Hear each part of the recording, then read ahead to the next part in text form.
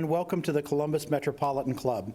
I'm Tom Daly, a member of CMC's Board of Trustees, and also the area developer for Zoop Eateries and the chair of the Board of Trustees at COSI.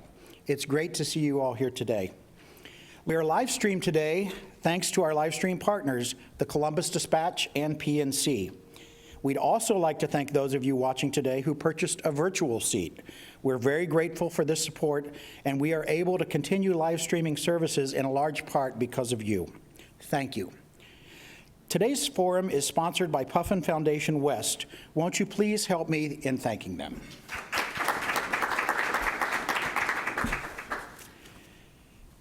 Ask school-age children where food comes from, and the response might be from the grocery store. You might get a similar response from many adults. For several generations, Americans have not had to worry much about food. For most of us, there has always been a plentiful supply. However, the impacts of the pandemic have brought new challenges and new awareness about how food is produced, processed, distributed to retailers, and delivered to consumers.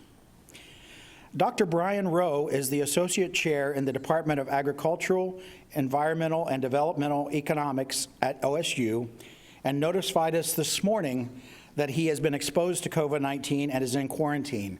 So he's unable to join us today, and we certainly wish him good health. But in the meantime, let's welcome our speakers who are present, who can shed light on the new realities for food from farm to table. First is Vice President of Public Policy at the Ohio Farm Bureau Federation, Jack Irvin. Welcome, Jack. Vice President of Operations at T. Marzetti Company, Jeff Poor. Welcome, Jeff. Thank you. And the host of today's forum, Executive Director of the Ohio Association of Food Banks, Lisa Hamler-Fugit. Lisa, welcome. Podium is yours.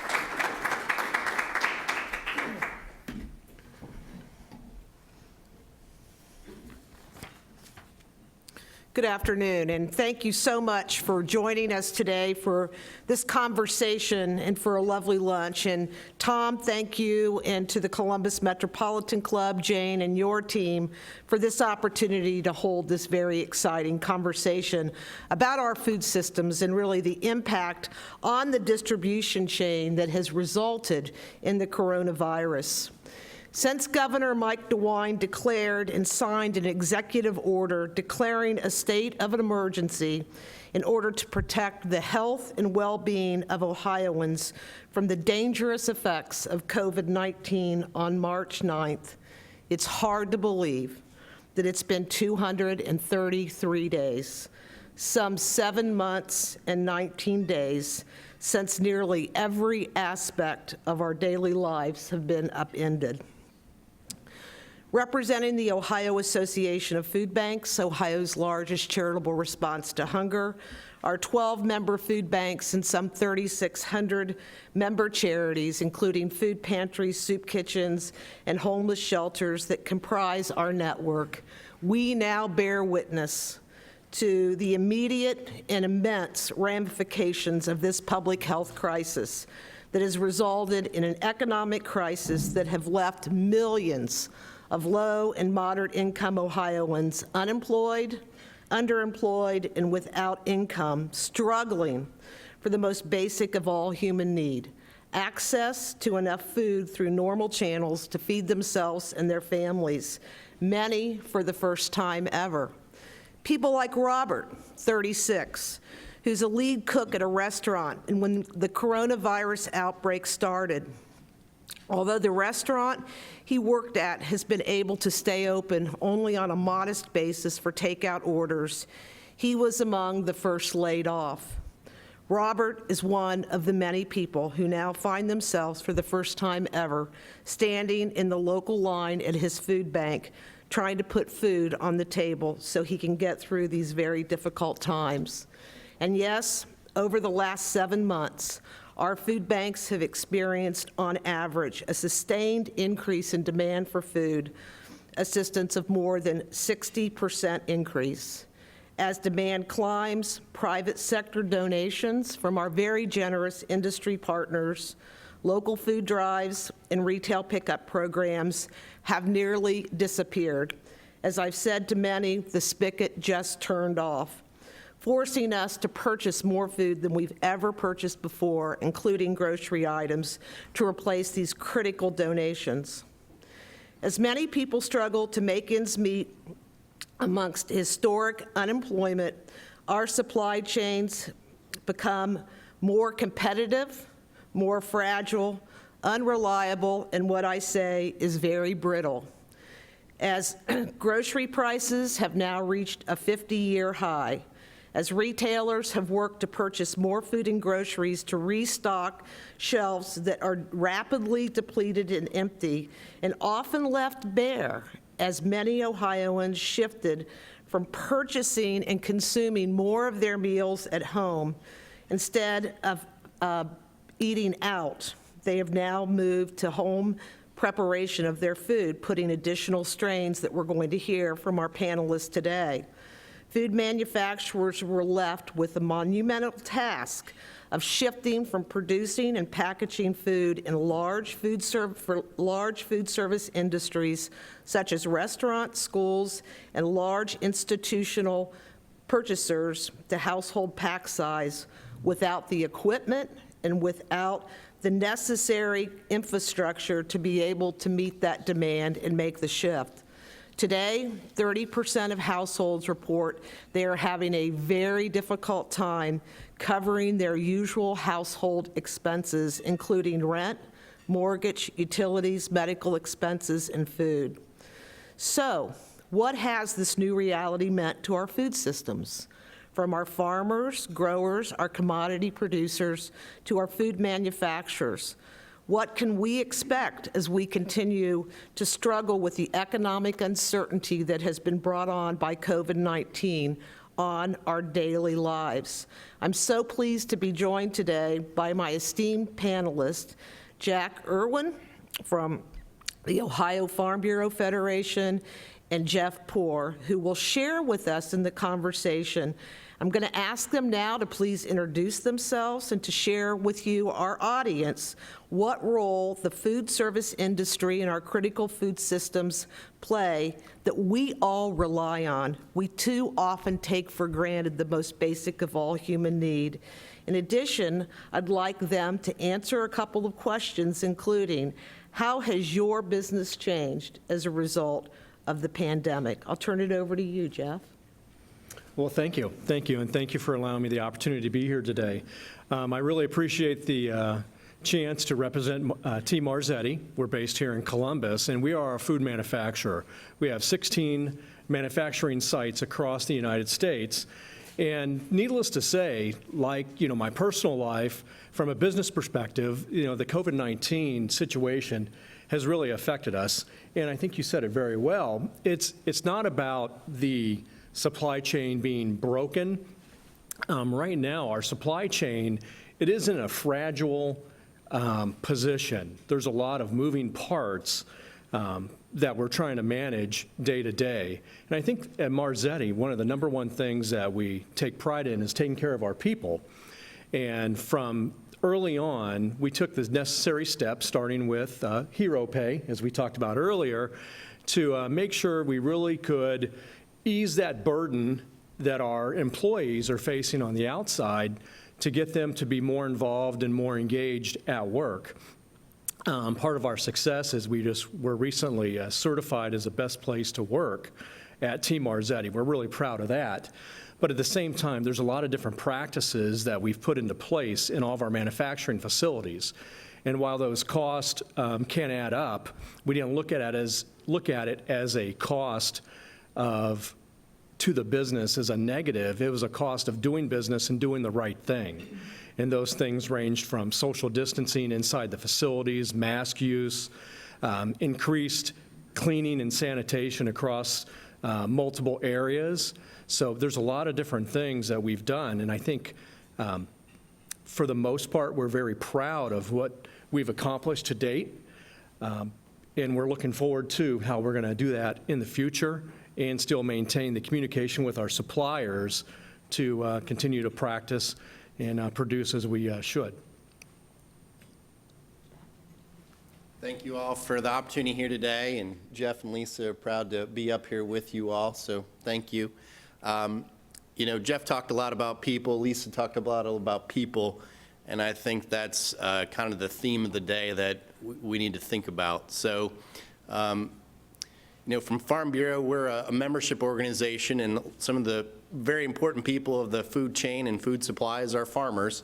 And Farm Bureau is an advocacy organization, and we help represent. There's 75,000 farms here in Ohio, and we represent a good portion of those and try to do our best to advocate and promote our industry. But no doubt, we've had a huge challenge throughout this. So, one of the old adages that's out there is a well-fed nation has many problems and a hungry nation has one. We're very fortunate we have a lot of problems, right? And Lisa and Jeff highlighted well a lot of the food insecurity issues, the food supply issues, but overall, I think we really have an amazing story to tell. Think about, you weren't able to get toilet paper, you weren't able to get hand sanitizer, but for the most part, our food supply was there.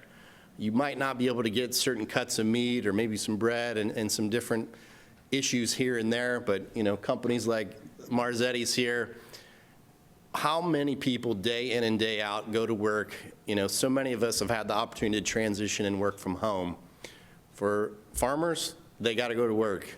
Those animals need fed, those crops need tended to, they need planted, whatever needs to be done, and they want to work. And, again, I think as a country, it is amazing to think about how well we have been able to adapt, considering how many hands touch this plate of food that you might be here eating during lunch.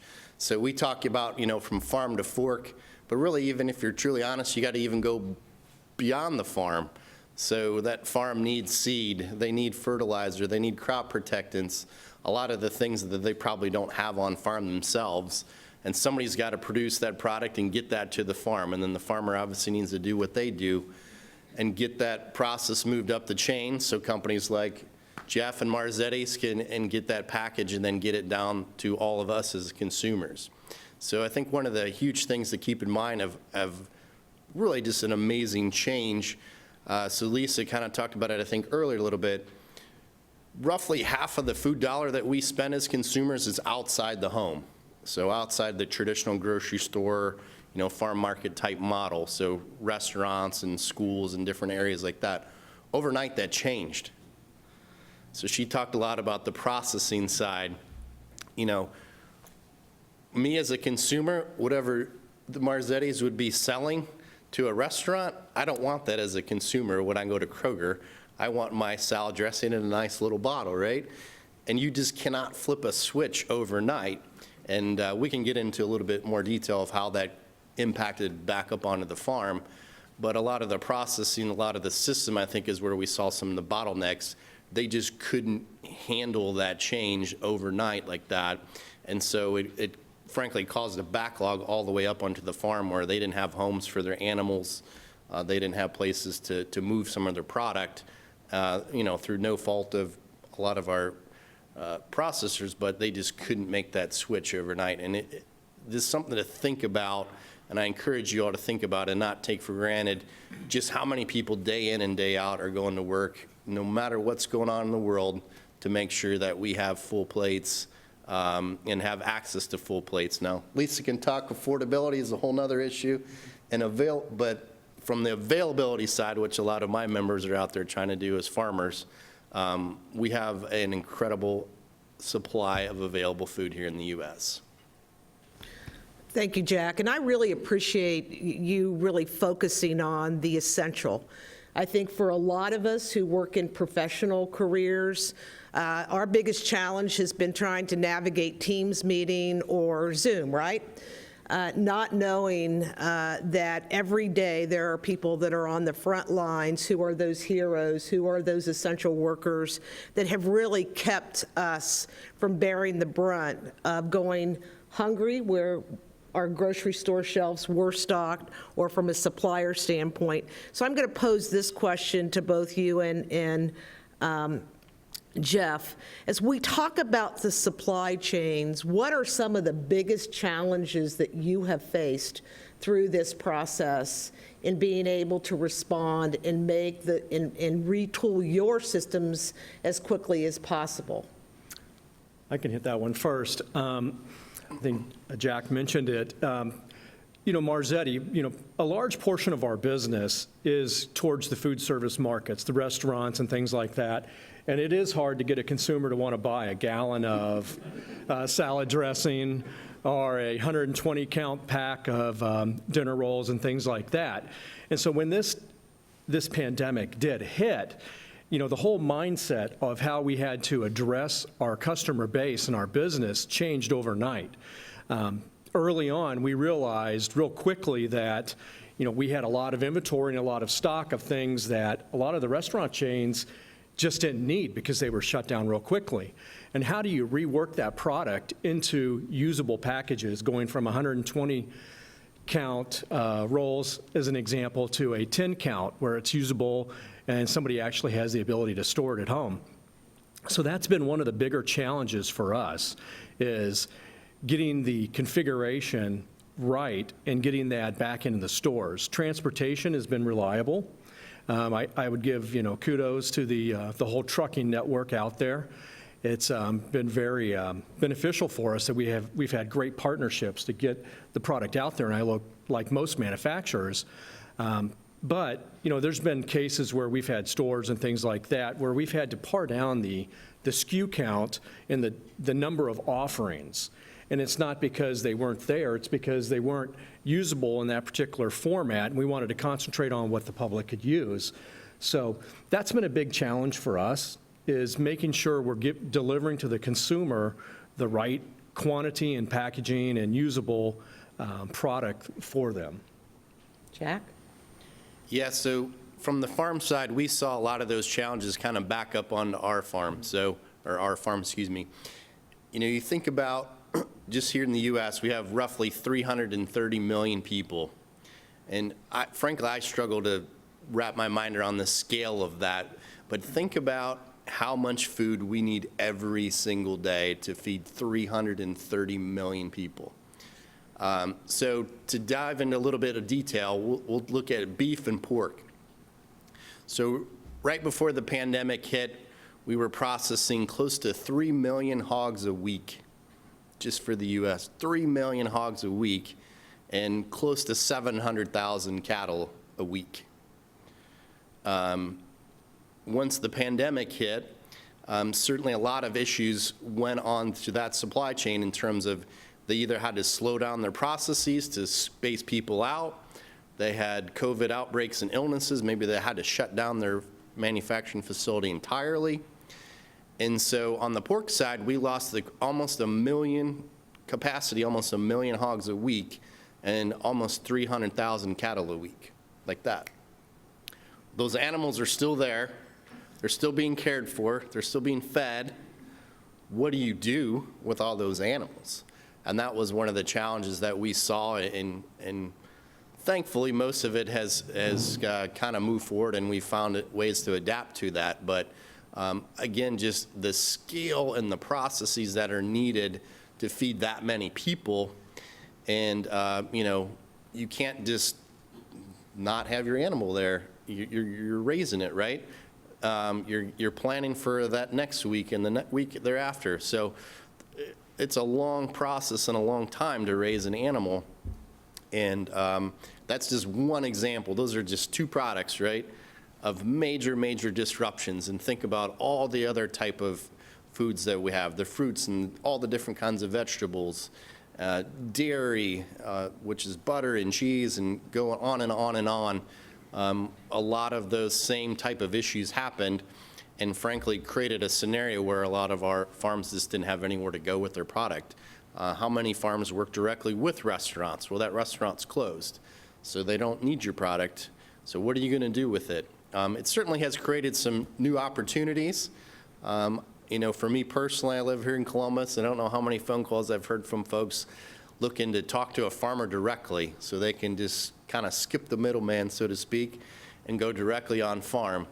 But again, most of those farmers need somebody to help process that animal to get it so it's a consumable product for us. So we had some, again, very, very significant challenges, and certainly highlighted some of the bottlenecks that we have as an industry, and certainly that processing side, particularly on the livestock and dairy side, sometimes has been very significant, and something that we're going to keep our eyes on of how to make improvements there and look for solutions longer term. Couldn't agree with you more, Jack. For a lot of us that work in the food systems, we make the connections and working with the farmers, the growers, the commodity producers, to those who are processing and manufacturing the food to get it to needy families. By and large, most Americans do not understand what the food system looks like or just how fragile it is.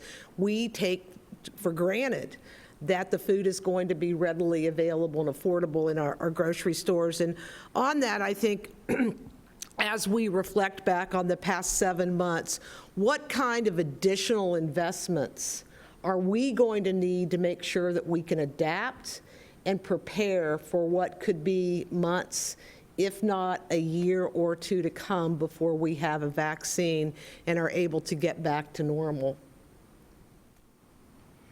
Well, I think one of the things, it's early on we saw some of the hoarding. You mentioned toilet paper and stuff like that. I think keeping a reasonable sense of the common sense, if we can continue to stress that with our population and our consumers, that's going to go a long way towards helping us, and that's going to ease the pain, because it is going to be painful. And you know, I have 3 daughters myself, and I try to stress to them, I said, it's not status quo. Nothing is going to be the same way for the next year. And we have to accept that fact now and be ready for that. And one of the things I wanted to add to that previous question is, you know, one of the challenges and struggles that we have, it's not just the food manufacturers, it's not just the farmers. There's so many other essential workers that we've had the opportunity to start to help. And this is the planning process of going forward. It's the cardboard manufacturers, it's the people that are making the bottles for salad dressing, all those different things. It's the seed brokers and things like that. And I think there's a large population of people and occupations that are really changing right now, and we don't want to forget those people. It's not just the people that I have going into the plants each day. There's a whole support structure and system behind that, from healthcare and all those type of things too. Jack? Yeah, this is a great question. You know, I think thankfully from the farm side, there have been a lot of adjustments that they've kind of adapted to the new normal, so to speak. But, you know, there's going to be some significant hiccups for a long time.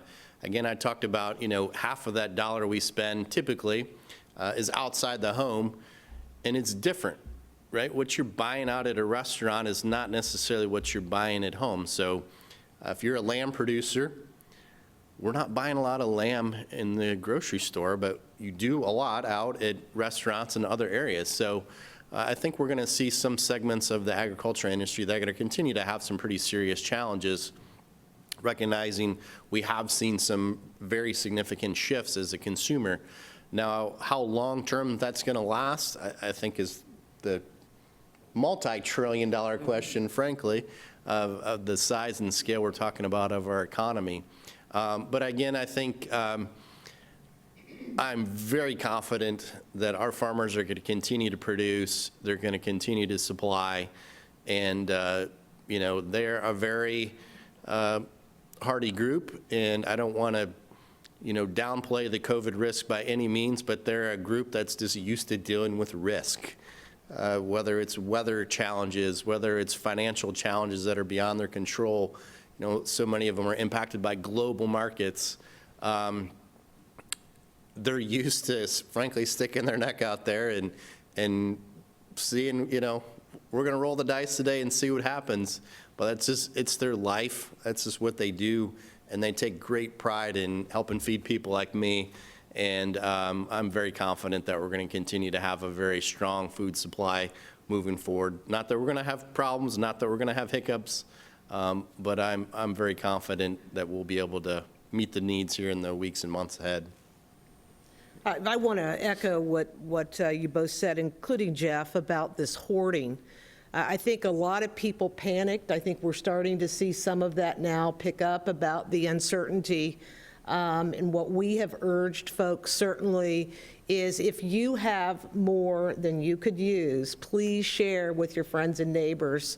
The panic of just the toilet paper alone, I think, is a real wake-up call. You don't eat toilet paper. You need food in order to engender an active, healthy life. And I think that the supply chain that you both talked about is that we allowed our supply chains to move further and further away from the point of production, or certainly from the point of processing and manufacturing, and to bring that back and look at our systems more holistically are going to be really important. So we talked about kids, and this was one that we had talked about.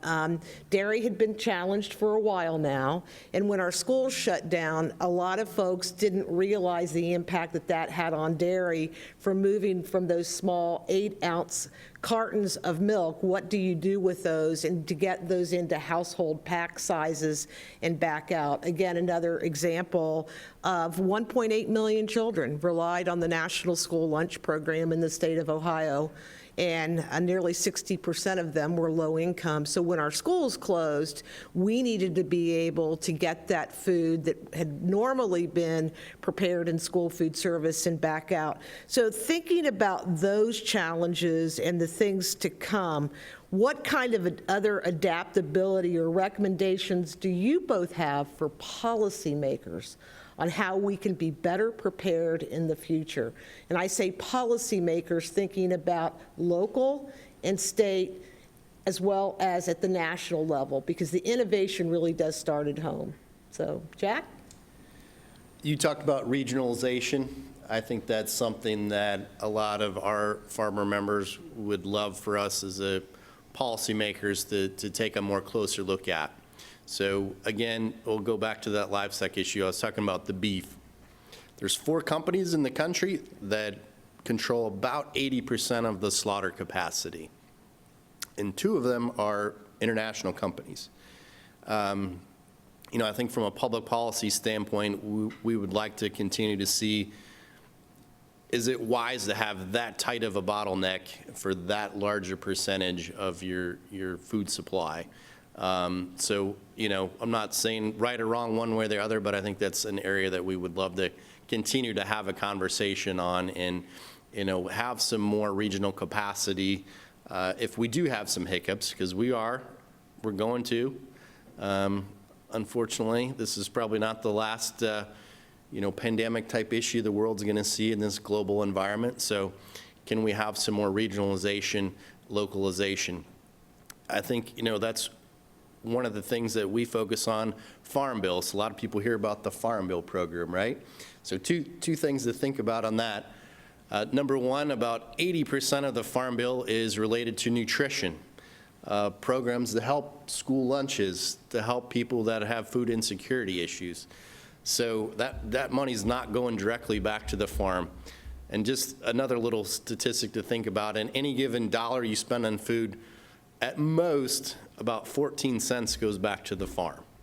So much more of that dollar is going towards the transportation, the packaging, all the things that go into getting it to us at the end user.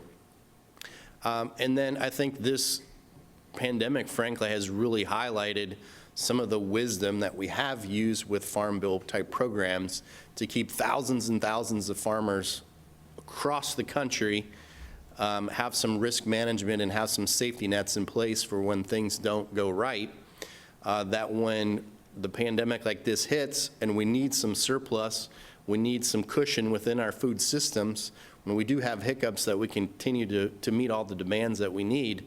We've been very fortunate, again, because we've had thousands of farmers that are out there, and programs like Farm Bill, or certain programs within the Farm Bill, help keep their lights on, you know, when they have a bad drought year or a bad weather year. And I think sometimes us as consumers see those programs and maybe scratch our head, does that make sense? But I think during this pandemic has really lifted up the importance of having a broad, robust, regional, You know, we've got farmers all across the country, depending on where you are, that can help us get through difficult times. You know, Iowa, for example, this year, I don't know if you folks saw, they had what's called a derecho came through. Straight line winds, 70, 80 miles an hour, massively damaged almost 14 million acres of crops. Just a huge impact. But thankfully, things are going well in Illinois, and Ohio, and Michigan, and so many other areas around the country. So again, having that kind of robust network to support and lift each other up when things are not going well in your area or pandemic hits, whatever it might be. So I think that's the message, Lisa, that we're going to continue to talk about, is look holistically at that market. And we can't just look at a snapshot. You can't just look, you know, assuming pre-pandemic, everything's great, we've got all these great supplies, we've got all these great issues. Well, overnight it changed. And I think some of those policies that we've had in place, in hindsight, now make a lot more sense and have a lot more value because we did those and we had the people around to produce our food. I can't go into as much detail as Jack, but from our standpoint, in my experience with Marzetti, we really try to maintain, and we do, solid relationships and very positive communication with our local health departments, which, you know, we're inspected quite a bit, the FDA, the USDA, all those different agencies that can affect our business. And it's not just because they can affect our business adversely, but we want to be proactive and on the front side of that communication to make sure that policy changes coming down, different requirements, that we can communicate and react to those effectively. So from that standpoint, I think it's been very good for us, because I just don't get into the to the grassroots policy like what you're talking about, Jack. And, you know, there's two things. I always say to folks, you know, you eat or you die. And we have, in this country, again, had a very reliable, affordable food system, and I think this is the first time for many of us that our issues have really been exposed. Jack talked a little bit about our farm safety net in the way of the United States Department of Agriculture. I think early on in the days of the pandemic, most of us saw those images on television of large produce sitting in lots, rotting. And unfortunately, by the time the United States Department of Agriculture could figure out how they were going to get that product, because it was highly perishable, into the emergency food assistance chain, that it was really too late. So instead of bolstering some of our programs, such as the emergency food assistance program, giving states more flexibility, providing additional dollars, whether it was in the CARES Act or the Families First, that I really think the states needed more adaptability in that. The other thing I'm going to say is that food price, and we're all feeling it, our food costs have gone up substantially because of the challenges that we've had. For low-income Ohioans, the 1.6 million that rely on the SNAP program, the Supplemental Nutrition Assistance Program, the one thing we haven't seen is a boost in their benefits. So we are extremely concerned as we look forward, hopefully after the election, and can come up with the next relief package that we know are going to be really necessary, not only to our farmers, our industries, but the people that have been affected as we attempt to weather the storm, that we see some strategic investments made, and certainly greater flexibility to our states and businesses so we can be able to right ourselves. And at this point, I think we're going to go ahead and turn it over to Jane, who is going to open the floor up for questions. Well, thank you. And I do have questions from our online audience, but anyone that's in the room, please feel free to come up and ask a question too. This comes from Trip Lazarus. In the vein of let no crisis go to waste, how can the food distribution system learn from this crisis, and in what ways will the system look different after the pandemic? I think from a manufacturing perspective, one of the things that we've learned is you have to have multiple tiers of redundancy in your supplier network. I think that's the biggest thing for us. It's starting to maintain relationships with not just one major supplier, but really diversify your network out. So when one person in one particular geography does have an issue, maybe it's a COVID outbreak and they might have a facility shut down, that it doesn't cripple you. If anything, it just might slow you down a little bit. So I think that's how we've started to deal with that. And as I mentioned earlier on some of the regionalization, I think that's an area that we're going to continue to focus. And one major issue that's been on our radar for a long time, and I think to the comment of let no crisis go to waste, I think has really been exposed. And you would maybe scratch your head, what's this have to do with this food supply chain? But that's broadband and internet connectivity. Just in Ohio alone, there's over 1 million households that do not have access to broadband and high-speed internet. And just think about if we're going to have a robust food supply chain, those folks are going to need to educate their kids. They're going to need to have better access to health care. They're going to need, just all the business services that demand that you work through the internet. It's really problematic for a lot of Ohioans and, frankly, a lot of Americans across the country. So that's an issue that we're really going to continue to push. And I think, obviously, in this environment of kids working from home, or kids taking school from home, people working from home, it really exposed that it's very, very important to have in this modern era. Shelley Casto and Bill Lafayette ask a similar question. Please talk about what many see as the need to move to a smaller, more distributed food production system and away from more industrial models, given the likelihood of further disruptions due to climate change. In Bill's question, similar, are there any trends towards shortening the supply chain and engaging more local suppliers? I can start that one off. I just, anecdotally and personally, I think I've never seen so much interest in more local food and local connectivity. And I don't see that interest going away. I think people love knowing directly where their food's coming up from and having that access. But at the same time, I think we're going to continue to be more global. So I think you're going to see this interesting bifurcation of a more global food system and a more regional food system at the same time. You know, my interest in coconut oil or something, Ohio clearly is not making coconut oil, right? So you're still going to need those type of products, and our food and our palates just continue to expand, our food palates continue to expand. But I think we are going to want to have a lot more local connectivity, and I think this pandemic has highlighted that, you know, there's a lot of value in being able to source your food locally, but also having access to those global markets and national markets for products that we don't produce here in Ohio. I think from a transportation and distribution perspective, we have 16 plants. I'm just thinking from a Marzetti network. We have 16 manufacturing plants from East Coast to the West Coast. But one of the things in the past that we didn't have an extensive network of distribution. Our primarily 2 distribution centers were here based in Central Ohio. One of the things that we started doing a couple years ago, and it's really come to the forefront for us now, is how do we expand that distribution network? And it relates back to that question of, you know, having different satellite distribution centers, one on the West Coast, one on the East Coast, you know, still here in the middle of the, you know, the heartland of the country. But it's given us the opportunity to shorten that lead time and to effectively get product to the consumers and distribution centers faster.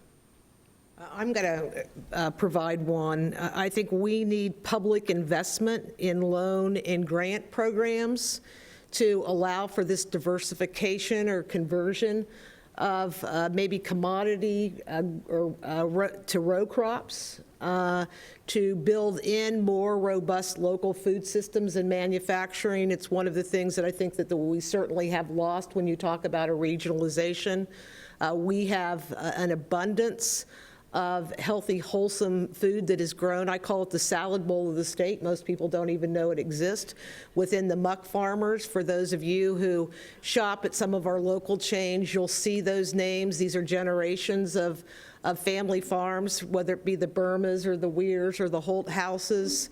And again, to be able to increase that capacity, we have been working with them through our agriculture clearance program, where we rescue cosmetically challenged fruits and vegetables that are not grade A, but completely wholesome. And is there a way to take that, sustain and expand the shelf life of that product through either canning or freezing the product so we can then extend it to our supply chain as well? But that's going to take capital public investments. Brian? This whole thing is taking a direction that I hoped it would go. Brian Williams, Local Nexus LLC, and I consult on agriculture and food-related issues. And I'm particularly interested in kind of the regionalization in the supply chain. And Jack, you mentioned the local the slaughterhouses and stuff. A lot of our farmers in Ohio have to schedule the slaughter a year in advance. And they have to schedule the slaughter of their hogs before they're born. I mean, so we have the efficiency right now of things that are very specialized. It's very efficient, but not very resilient. To what extent do we need the more regionalized approach? And Lisa stole my thunder. She's done that before, but. How do we finance this stuff? We're doing things differently, and lenders are reluctant to do that. So how do we regionalize? How do we finance it? I would add on to that. I'm not sure it's just finance and capital either. I think, again, as I mentioned earlier, it's about the people. I think that's one of the big challenges we have. A lot of these types of jobs are very labor intensive. They're not the most glamorous. They're very difficult. And frankly, a lot of people just don't want to do them. So how do we balance that regional investment with having the labor on hand to do it? So that's one of the challenges that agriculture continues to have. It's on the labor side. Pre-pandemic, we had sub 4% unemployment, and a lot of folks just have a very hard time finding people to work and do what needs to be done and whatever their capacity is. So I think that's going to continue to be a challenge for us, no matter which direction we have. I think absolutely the capital and the finances is important, but also how do we have the people there, those hands to do it. I think the only thing I can add is I think we as a society and as a group of professionals, we have to continue to communicate the needs that the industry has. And we've got to do that to our policymakers in an effective way. And we've got to figure out how to get them to listen and to get the right decision makers in front of the right people. I could not agree more with both of you as it relates to opportunities for true growth industries. And it really is to be able to introduce folks to careers in the food service industry, whether it be on the retail, on the wholesale, or on the production and the farm side, I think are so important that we've lost a lot of this. It happens in our rural areas, but certainly within our urban areas it doesn't. So I think public investments both at the federal and at the state level are going to be important.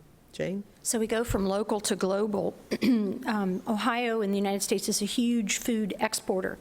We ran into tariffs that were imposed by the administration and now the COVID. How have our imports or our exports been affected, and our imports too? We're importing food. And how does that affect countries that really depend on the U.S. for a lot of their food? That's a great question, and it's been a big impact. So roughly 20 to 25% of all the agricultural product in the U.S. gets exported.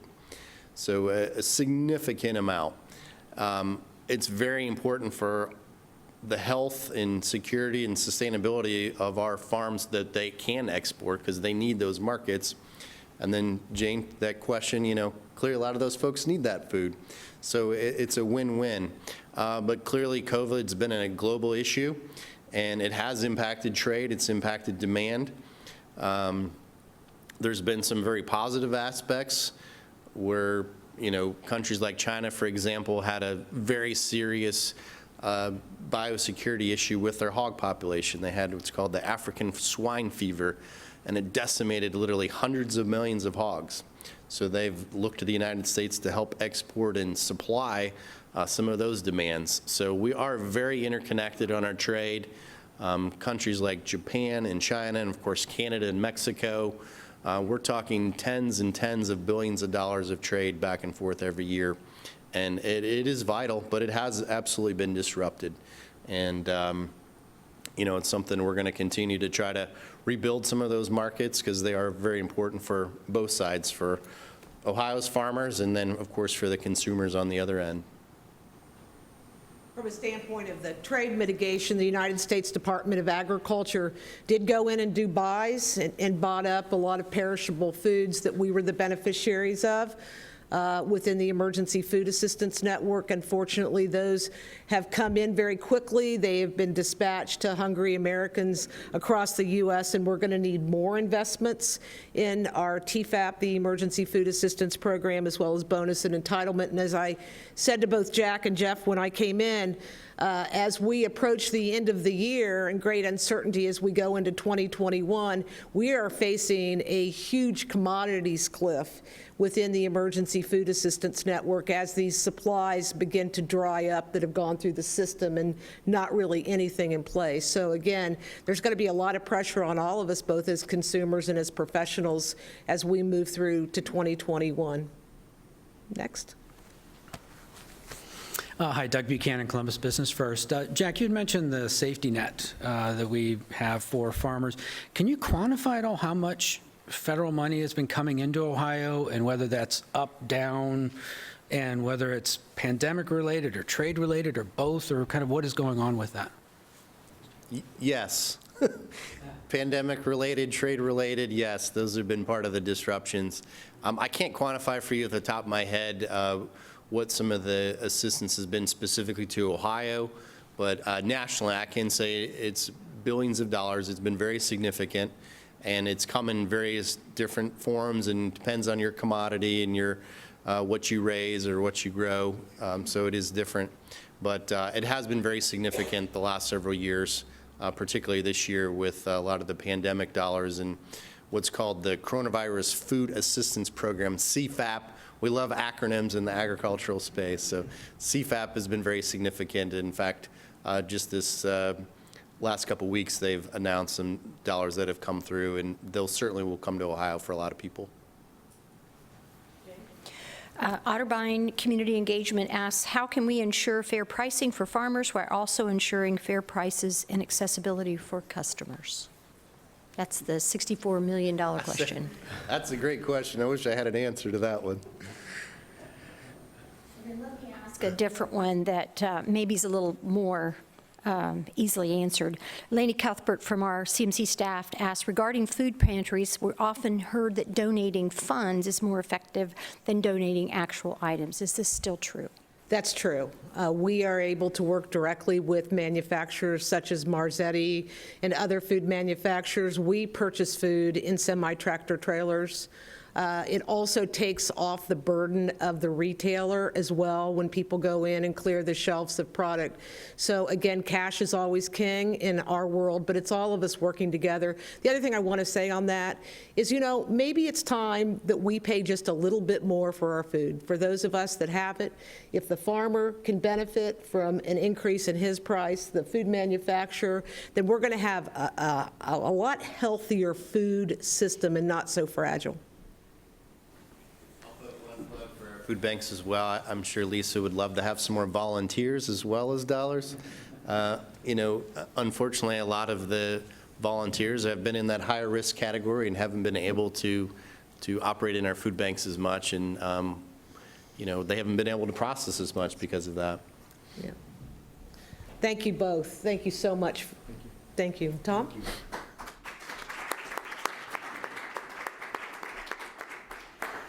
Thank you very much to our panelists. I hope you found today's forum enlightening and informative. I know I did. Coming up this Friday, we're pleased to present a live stream only forum, CMC's 15th Annual Congressional District Conversation, which will be moderated by Mike Thompson of WOSU Public Media.